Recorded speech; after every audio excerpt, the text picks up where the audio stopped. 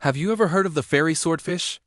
That rugged, fabric-covered biplane that looked like a relic from a bygone era, yet became one of the most effective naval aircraft of World War II? The story of the swordfish is the story of its creator, the Fairey Aviation Company, a true giant of British aviation. It all started back in 1915, during the height of the First World War. Charles Richard Fairey, a brilliant engineer, founded his own company in Hayes, Middlesex, just west of London.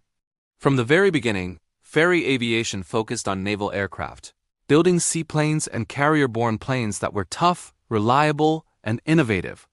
Their early designs, like the Fairey 3 series, set the standard for naval reconnaissance aircraft for nearly 2 decades, serving across the globe with the Royal Air Force and the Fleet Air Arm. As the years went by, the company moved its main production and flight testing to Heaton Chapel in Stockport and a new airfield at Ringway, which we now know as Manchester Airport. It was from these northern hubs that some of their most famous designs would emerge. The 1930s were a golden age for the company. They produced the graceful Fairey Hendon, the Royal Air Force's first all-metal monoplane bomber, and the sleek Fairey Battle. But despite its advanced design, this light bomber would tragically prove vulnerable in the early days of World War II. But of course, their crowning achievement was the Fairey swordfish. Nicknamed the string bag because it could carry an incredible variety of weapons, this biplane was already considered obsolete when the war broke out in 1939. Its slow speed and incredible maneuverability made it the perfect platform for torpedo attacks. Swordfish aircraft were responsible for some of the most daring naval actions of the war. They famously crippled the Italian fleet at the Battle of Taranto in 1940, a raid that was studied by the Japanese before their attack on Pearl Harbor. And perhaps most famously, it was a swordfish torpedo that jammed the rudder of the mighty German battleship Bismarck in 1941, leaving it vulnerable to the Royal Navy's final attack. It's an incredible testament to the designers that these old biplanes were still flying combat missions right up to the end of the war.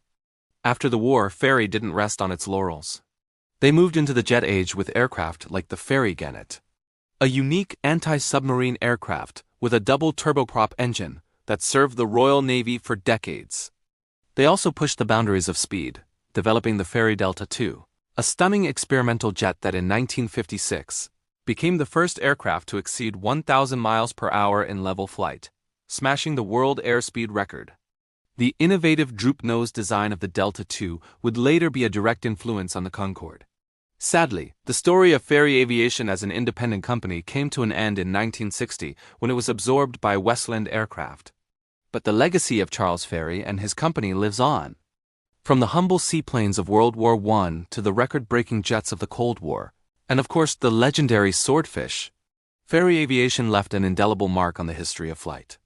They were true pioneers, whose innovative and robust designs like this Fairey Delta I helped shape the course of the 20th century.